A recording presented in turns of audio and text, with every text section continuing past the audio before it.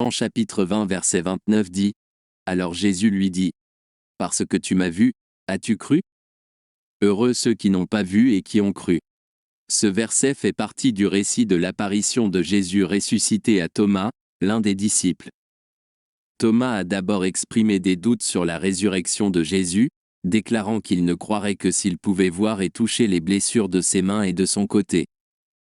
Lorsque Jésus se manifesta à lui et lui permit de toucher ses plaies, Thomas fut convaincu et s'exclama : Mon Seigneur et mon Dieu.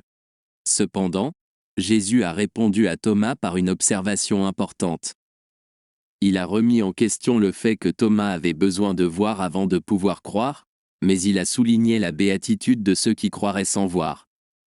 Cela englobe toutes les générations futures, y compris nous aujourd'hui, qui n'ont pas eu l'occasion de voir physiquement Jésus. Cette déclaration de Jésus souligne l'importance de la foi dans nos vies spirituelles. Alors que l'expérience directe de voir Jésus physiquement peut avoir un impact puissant, la foi est un élément fondamental et béni pour ceux qui croient en Jésus sans l'avoir vu en personne. Cette béatitude est une invitation à faire confiance et à croire en la parole de Dieu, les témoins oculaires des apôtres et l'œuvre du Saint-Esprit dans nos vies. La foi est un choix que nous faisons, faisant confiance à Dieu et à sa révélation. C'est par la foi que nous sommes justifiés, sauvés et capables de vivre une vie de relation avec Dieu. Ce verset nous met également au défi d'examiner notre propre foi. Jésus nous invite à croire en lui, même sans l'avoir vu personnellement, et à faire confiance à son œuvre rédemptrice.